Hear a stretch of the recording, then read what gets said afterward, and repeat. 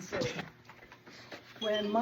When I was 10, our parents bought a farm out just over the bridge. Was up on the hill. It was a big white farmhouse. And I couldn't tell it. They told me not to tell anybody. I'm 10 years old. Don't tell anybody, right? Okay. So I told my friend Kathy Ebright. And Kathy Ebright told her daddy. And her daddy says, "Oh, let me show you something." So she took Kathy out on a ride after dark and showed Kathy that lights glared in the windows of that big old farmhouse. And he rolled the windows down and you could hear chains rattling, and had me scared to death to move into this house. Turns out the lights are, of course, the lights from the car as it's passing the house, and every gate was chained shut. So wind blew, you got chains. That's my introduction to scary things in Plain City. All have an explanation.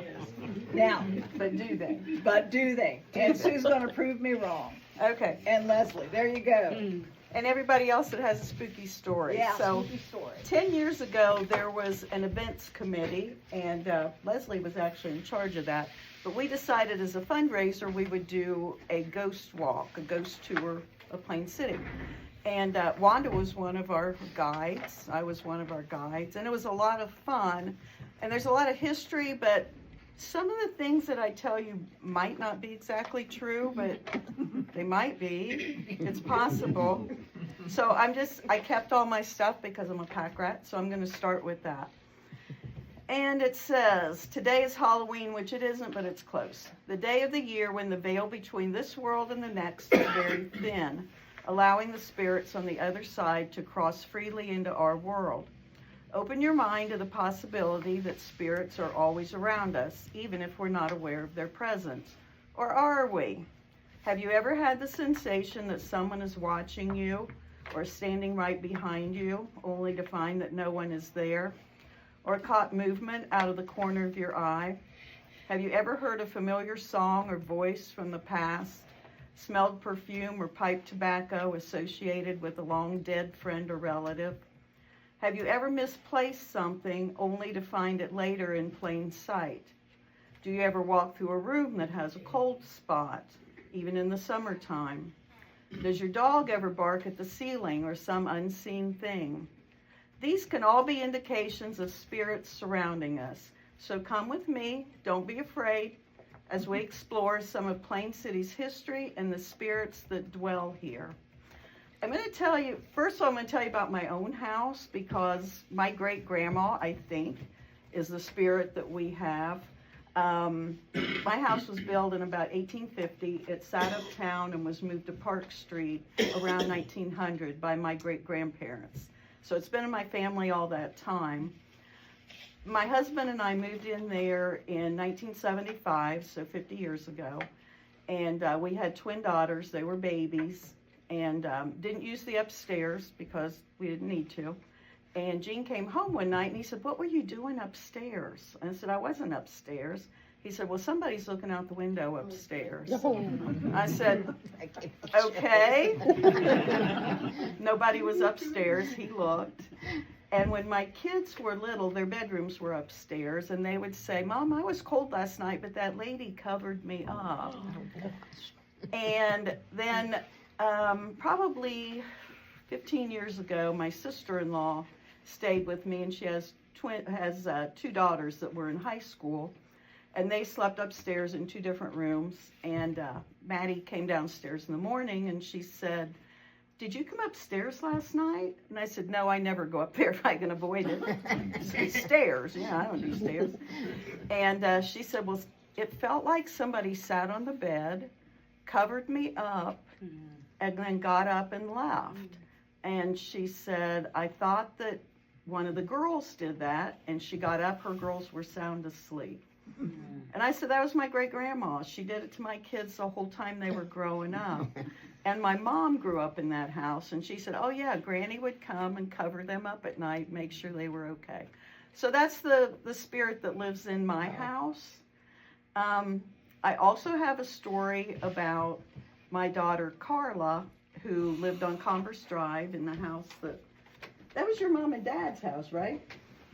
It was my mom and dad's house. They sold it to Carla. Carla had a daughter named Mia who died, or who was born after my mom and dad died. She was not, they never knew her. And she was about 3, and she was sitting outside on a garden tractor in the garage talking away. And Carla said, "Who are you talking to, Mia?" And Mia said, "I'm talking to that grandpa." And Carla said, "Well, what does he say?" And she said, "He says he likes my daddy's new tractor and he loves me." And then she was looking through a photo album. She said, "There he is, there's that grandpa." So, believe that or not, those are my true stories. Was it your dad? That I have. I But really moving like right that along story. with our walking tour that we're not walking. We stopped at the Perkins house, but I don't know what the girls talked about. Do you? No, there was a man that died in the bathtub upstairs. I don't remember his name. Do you remember Recently, his name? probably. He was the man who gave piano lessons. And saxophone lessons. Okay, you don't remember his name? No. But he died in the bathtub upstairs. Okay. year? Oh, like the 40s, 50s, I don't know. I had saxophone lessons, so it wasn't the 40s. So, Oh, dearie. so it was the 20s. Yeah. We need to dim the lights and light more candles. Well, it was before they moved in, and I think they moved in like in 63 or 4. So it was before Yeah, that, just around that not time. too long before. Okay, that was our first stop. I don't know. I was hoping Jamie would be here, but she's not. So the next stop was the house at the corner of Park Street and Main Street. And this home is now occupied by Jeff Gluntz and Terry Arnold and their children. It was built at the turn of the 20th century. The builder toiled over it only to take his own life by hanging himself in the basement before he had a chance to live there. What demons tormented him so that he would do such a thing? Sometimes, late at night, you can hear him working, sawing and pounding nails, forever building his house. Now, I have been told that there is a wood shop in the garage upstairs, and sometimes Jeff's up there pounding and sawing, but maybe it's that guy. I don't know. Which house is it? It's not the one beside where Yoder's grew up and all those. Cross street, the one right next to me. With this Yes, brick. yes, On the corner. And it faces Park or does it face? faces Main. Yeah, faces Main Street. I had heard the house on, I guess it would be South Chillicothe, right past the elementary, was the oldest house. I think it's 1943. Yeah, is that it? Is No. that where- No. No, that's on But is South that the oldest Chillicothe. house, that brick house? Yeah, Yes, that's, yes. The brick house, It seems I like think they're it's doing work, but you, 417 or 407, something like that. you know? It was built by Isaac Bigelow's brother, Daniel. And he came here in 1832 and he died in 1850. Okay. So the house was built sometime in that time frame, and he was a doctor.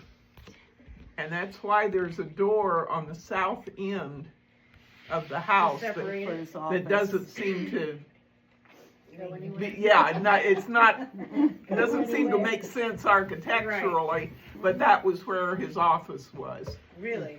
Yeah. That's very cool. The other oldest house in town is what used to be the water office. Okay. That was built by a man named William Allen in 1842-43. Where the old water office was? Yeah, Like the little brick place. house. It's So part what of Brick about House Blue Todd now. Warsmith's place? The big white house on Down North Mills. Chillicothe and Anderson. 'Cause we're That was neighbors. probably 1880s or 90s, I 'Cause it's think. huge, so Yeah. you think. And I have rumor of next to us, there was a barn that had animals and there was a Elephants. big farm. Yes? Elephant. Yeah, elephants. Elephant barn. They, Never heard that. yeah. I love this, I'm sorry. I love this.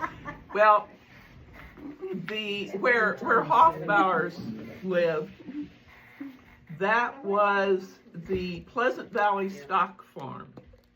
Okay, A man named Thomas Jones okay. started that, and he was one of the very first people to bring Percheron horses into the United States. Okay. They were originally in France. And that farm became one of the major breeders of Percheron horses in the latter half of the 1800s and early 1900s. Okay. And then later on, it was, what was the name of, was it Sells Circus? Yeah, The circus, Sells Circus. Sells Brothers Circus. Right, yeah, Used, circus. I heard yeah, that used too. the land and used that barn The barn, as was supposedly circus, for the yeah. elephants. Now, I don't, right. yeah, I Yeah. mean, I wasn't around then, so I don't know, but No, I that's, just heard this literally today. Yeah. A neighbor told me it was a circus barn, yeah. and I was blown away. They're called PBGs. Oh my God. Are we So- moving right along? Yep. Okay, Anyway, okay. Sorry. Our next stop was what's Hometown Huddle now. 10 years ago, it was Moeller's Financial Services. So Barbie Moeller told me a little story about it. She said, this home's another late 1800s home, originally built by the Converse family.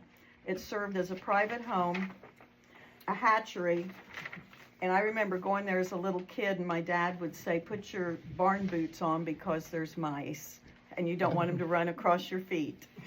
I hated mice. I still hate mice. I'm with you. We would go there to buy chicken feed. It was a quilt shop at one time and a furniture repair shop. And at this time, it was owned by Mike and Barbie Moeller. And she said occasionally they'd see old Mrs. Converse appear to check up on her property, that she would be in that front window and they would see her. Was she looking in or looking out? I think she was looking out. Okay. Yeah.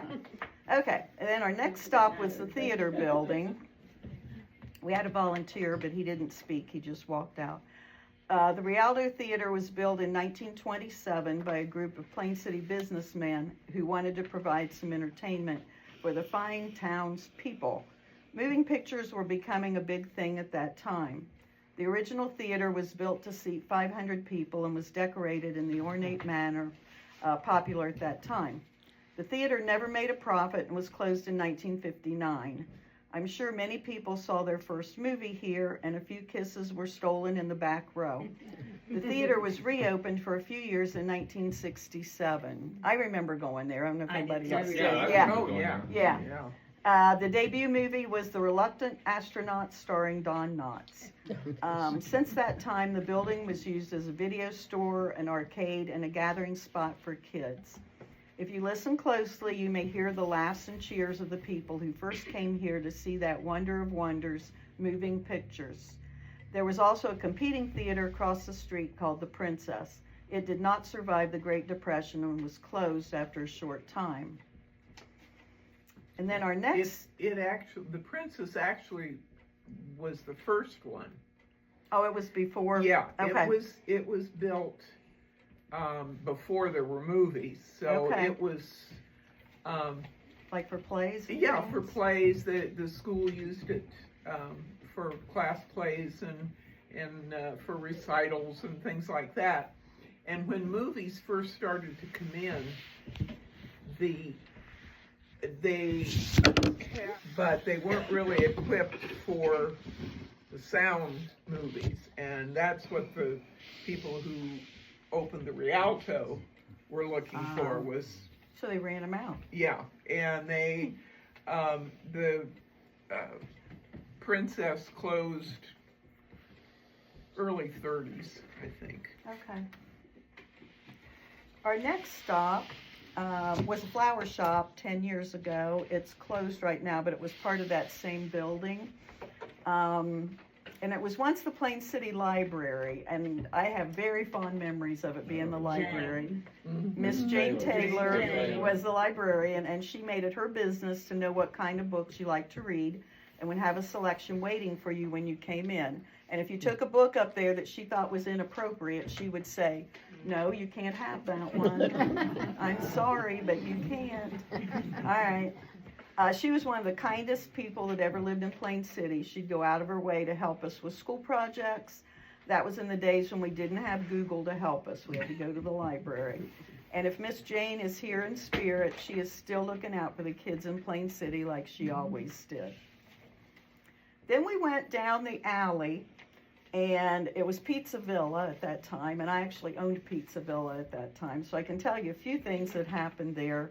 There was a door that went into a hallway that occasionally would lock itself, and you'd be locked in or out, and then it would unlock itself, and you could go on about your business. It once held the VFW building, and before that, there was a house there built by the Beach family. Mr. and Mrs. Beach still roam the basement of the building, is what we decided. Perhaps wondering where their home went and why does it always smell like pizza. Then we went back up the alley to the Plain City Animal Hospital, and they had quite a story. That building was built in the 1800s by a dentist named Robinson. It served as a doctor's office, a pizza shop, a video store, a bakery. It was once apartments. I knew somebody that lived there at one time, and it had a lot of creepy stuff that happened. And now it's the vet's office. And tombstones were made there in the early 1900s, which I did not know. Actually, it was McLeod. Sorry. I don't know where I got my information. Yeah, I thought I got well, it from you. the but there you go. Robinson, the McLeod, one of the McLeod daughters married Okay. a Robinson. Oh, okay. Who was there for There's quite the a while. connection. But it was built in 1852, so Okay. it's one of the older Yeah, buildings in I had town, too. 1800s. So, the ladies who work there have reported charts that fly off the shelves, IVs being pushed over, a vacuum cleaner that turns on by itself, a feeling of a strong male presence, and the oddest of all, a doorbell ringing. There's no doorbell in that building. But I've had, yeah, multiple people that work there at the animal hospital said, yeah, we hear a doorbell and there's no. So maybe it's Dr. Robinson trying to restore his dentist's office to its original state. Then we went to Plain City Automotive. That building has an interesting history. It was built in 1938 as an automobile dealership. Do you know whose it was? No, I don't. Okay. There's a car elevator in it, and it's made entirely of recycled materials. The steel beams were from a bridge that was demolished. The rafters were from a school in Hilliard. The blocks were from another building that was torn down. And the coolest thing, I think, the windows along the side are made of Model T windshields. The Model T had switched over to the Model A, and the Yeah. Model A has a little bit of a curve, so the Model T had the straight. Oh, And yeah. so if you look at it, you can tell that's what those are. Yeah, which was really cool. And there was an apartment in the front. There is. Yes.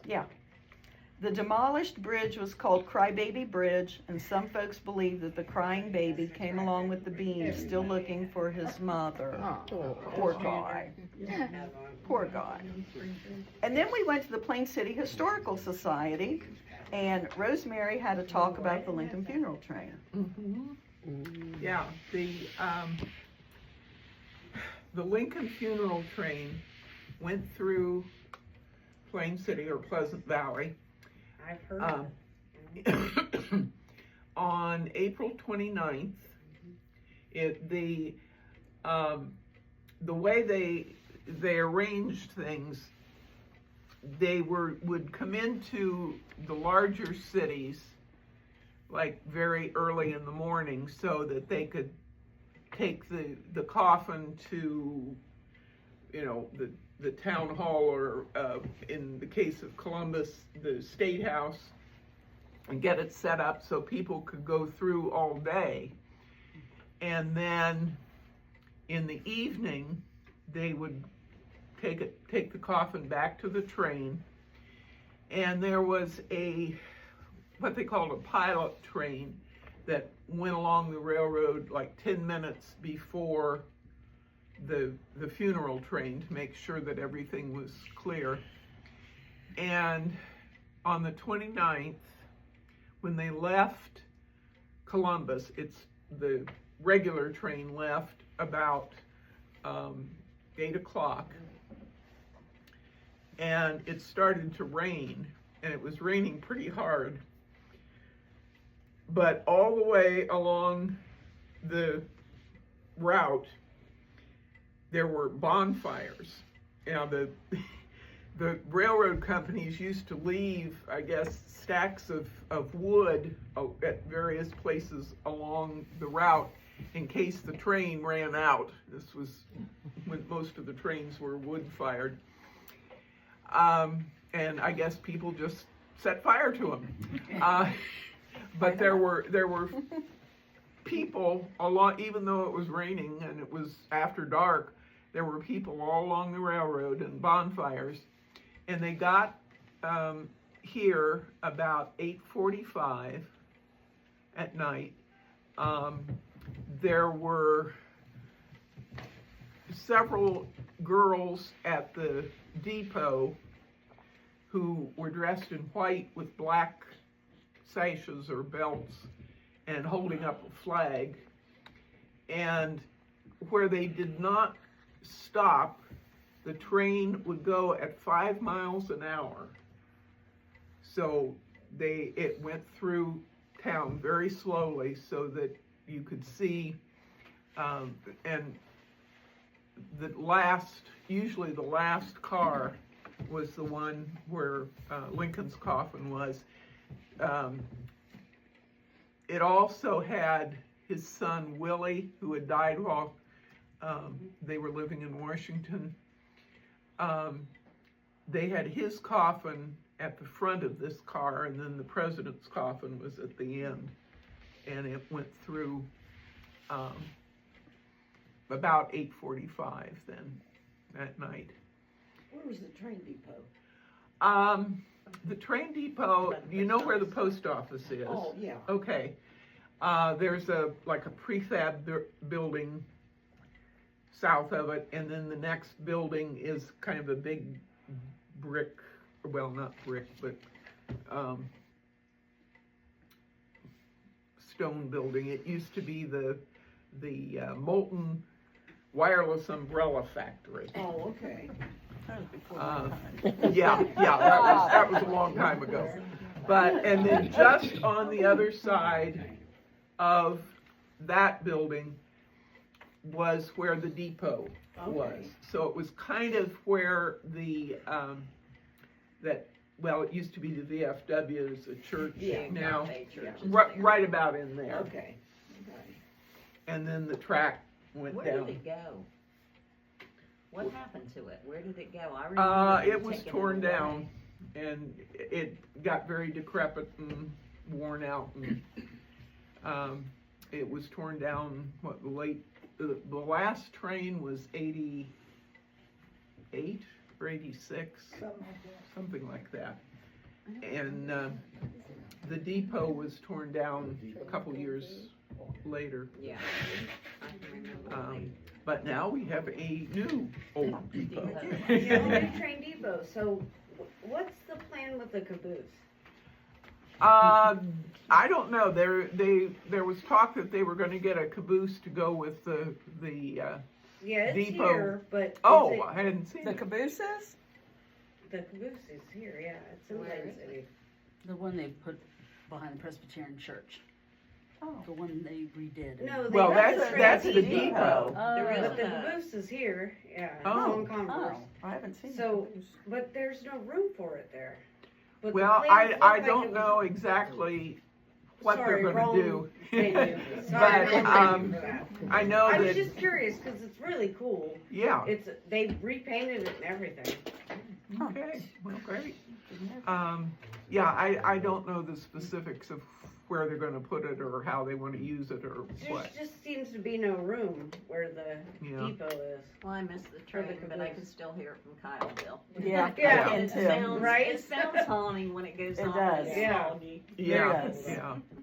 Well, the Lincoln's train would not have gone through Pleasant Valley, Okay.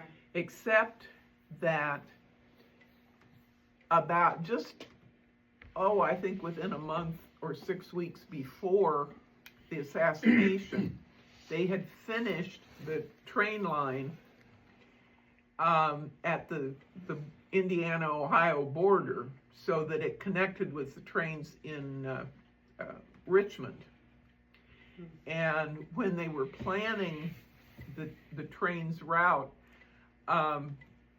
Stanton and whoever the general was that was in charge, they were the ones who figured out where the train would go. They didn't want it to go to Cincinnati because that was too close to the Confederacy, what had been the Confederacy. They didn't want it to go to Dayton because that had been kind of a stronghold too of the Copperheads, the people who were against, Northerners who were against the war. And also because it wouldn't have gone through very many towns and there wouldn't have been much chance for people along the way to see it. But because this track that went through Pleasant Valley had been finished, they were able to route it this way.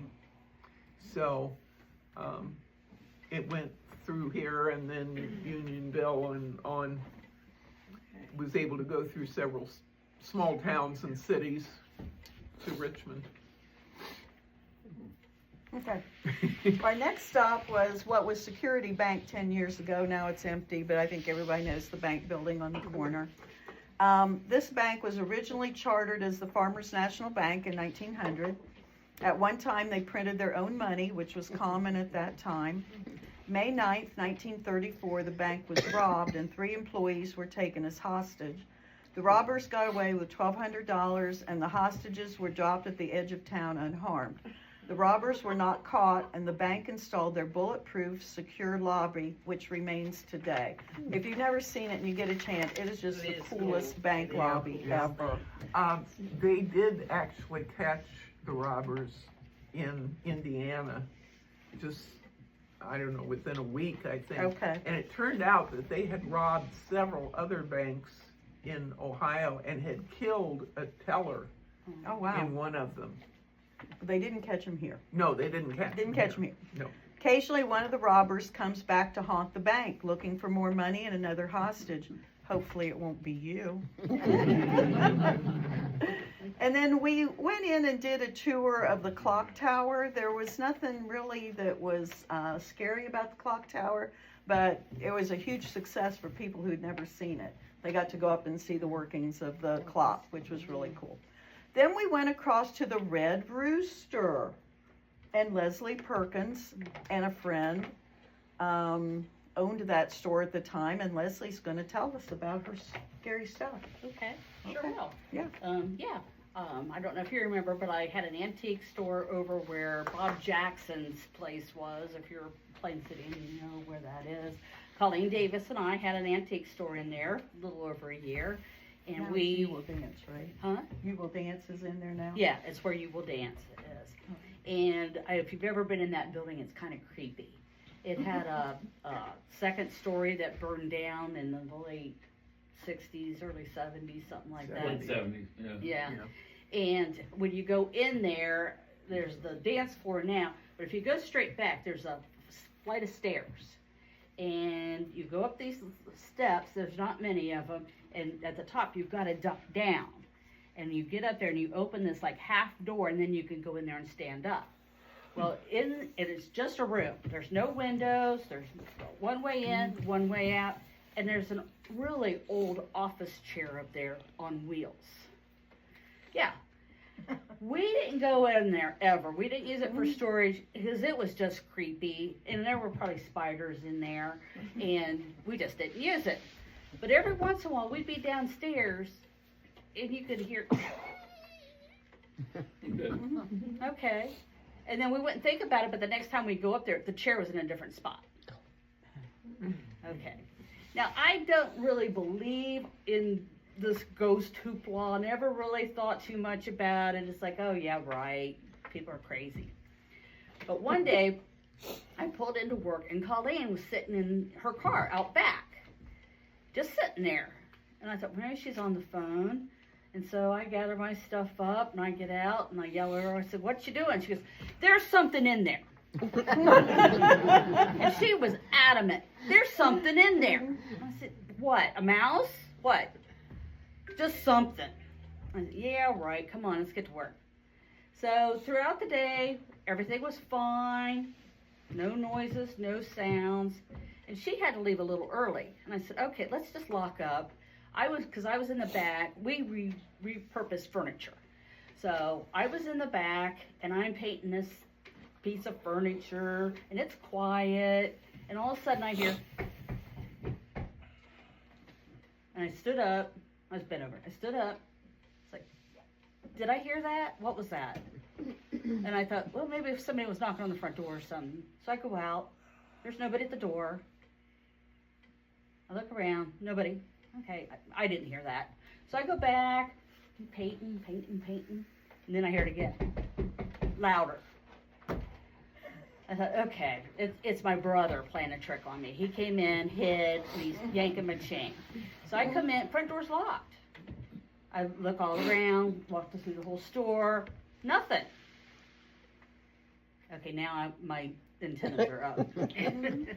So I go back, get my paintbrush, and I'm bent over, painting. And just then I felt across the back of my neck. Oh, yeah. And I stood up and I threw that paintbrush and grabbed my head and I left. And we never really had any more encounters, but once in a while you'd be somewhere and you'd feel like somebody pushed on your back. Just push you. Yeah. And that was that. I never was a believer, but man, I knew it that day. So, yeah. Okay, then we went across the street, and this was 10 years ago. 42 Grub House was there, Main Street Treasures, now it's a granary. Was once Allman's Department Store. Who remembers Allman's Department Store? Yep. Ben Jones Drugs, later Lucas Drugs, and then Ray Berry's Pharmacy. That was the last I remember. Ben Jones was at where the Masons. Okay, he wasn't ever in that building? No. Okay. And wasn't the Masons building a dry cleaning? Yeah, at one time it was, yeah. And the first library. Yeah. This building and the ones on either side of it once had 3 stories. On June 16th, 1912, a cyclone, or tornado as we call them now, came through and took the first story off the buildings, the top story. It was a Sunday afternoon, so all the businesses were closed.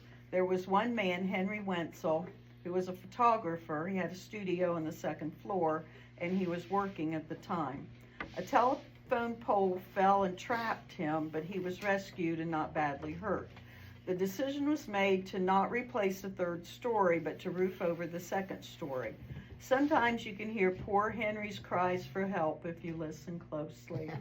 I kind of made that one up. Anyway, Oh, very good. it was fun for the ghost walk. Yeah. And then we went to where Lovejoy's Plaza is now. Some of you'll remember when Lovejoy's Market was here. Yeah. Paul Lovejoy started a grocery store in 1950 on the west side of town, and in 1955 moved it to that location. In April of 1985, it burned to the ground.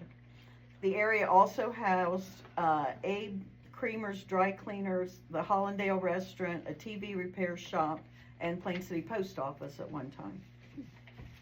Don't quote me, don't say anything if I'm wrong, because I made this up. And that's okay, no. No, I did, I researched it. Yeah. On Saturday mornings, the hitching posts in the back would be filled with Amish buggies and horses. Sometimes in the early morning hours, you will hear the spirits shouting to the people in the apartments above the store to get out before you burn to death. If the spirits were there on that early April morning, they did their job. Everyone got out safe and sound from that fire. Then we went to the Friesen Hotel, and Eddie Evans was there to talk about it, but I don't know what Eddie talked about. Do you? No. And Eddie's not here, so we're just going to bypass that one.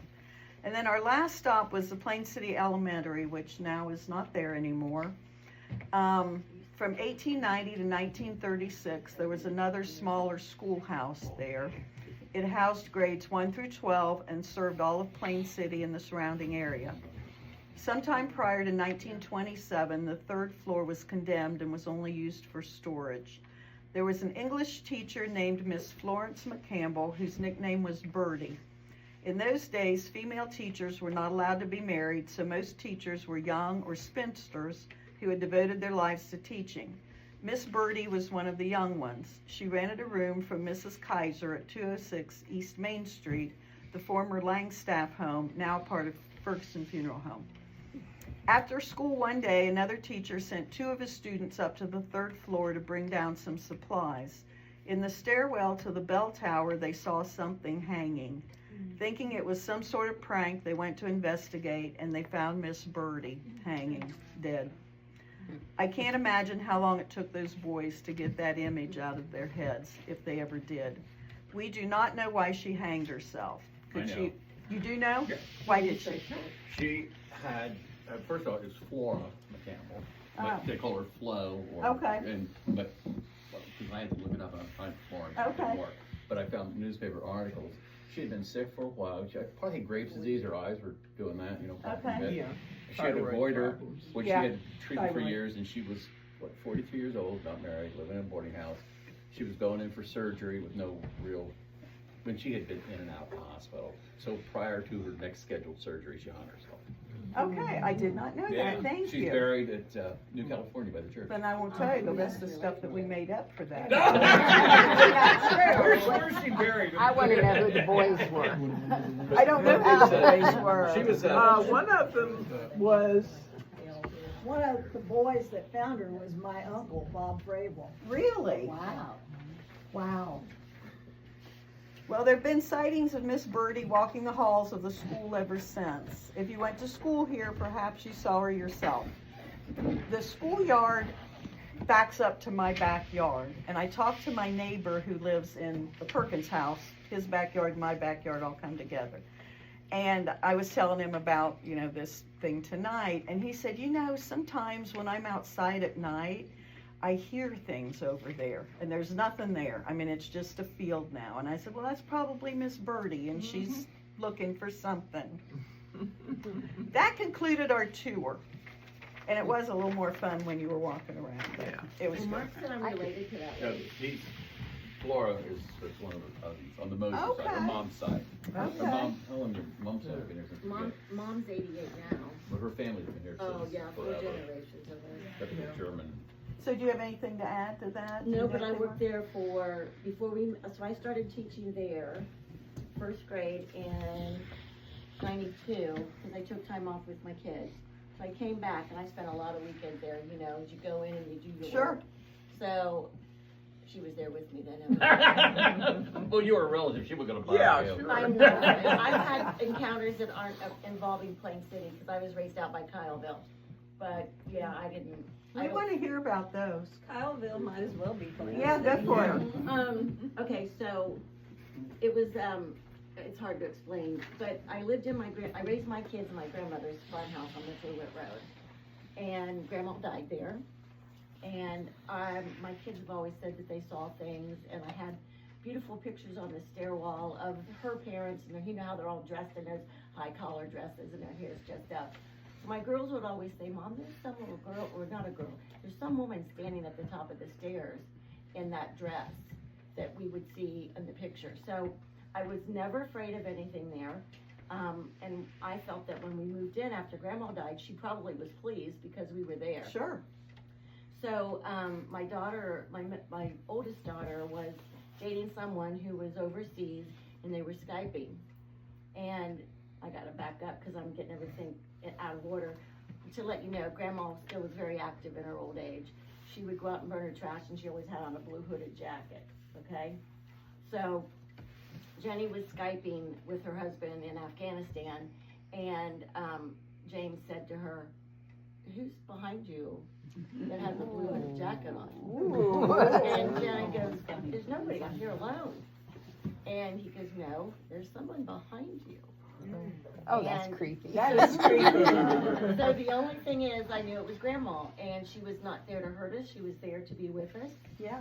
And she was probably pleased as punch that we were there, and I was taking over the farm for her. So, yeah. I did put something on Facebook, and I asked people if they had a story to share to please do that, or to come tonight. So I'll share a few of those.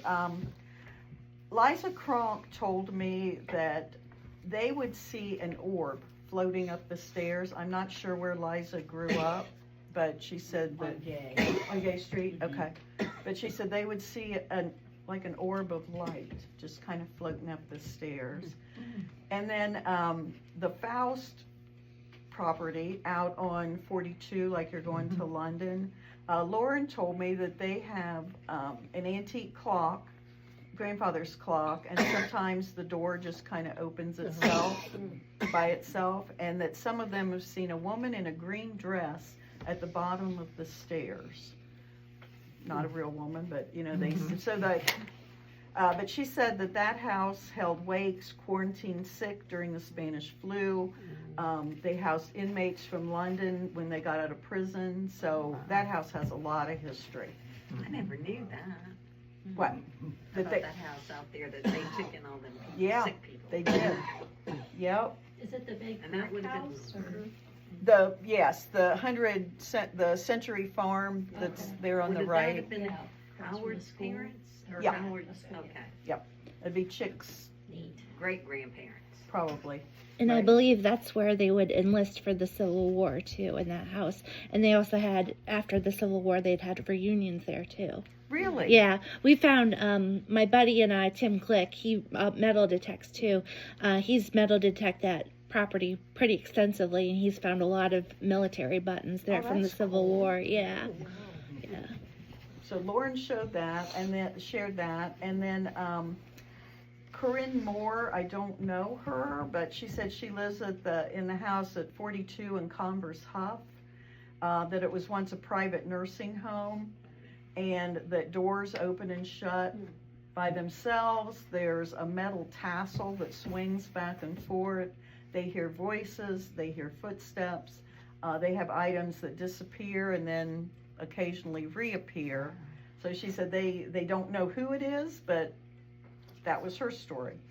And then one of the Lovejoy kids told me that the house where Rex and Carol live on Main Street, that all of the kids have seen a woman in white at the top of the stairs, and that also Rex's sisters said the same thing, that they'd seen a woman in white at the top of the stairs in that house. So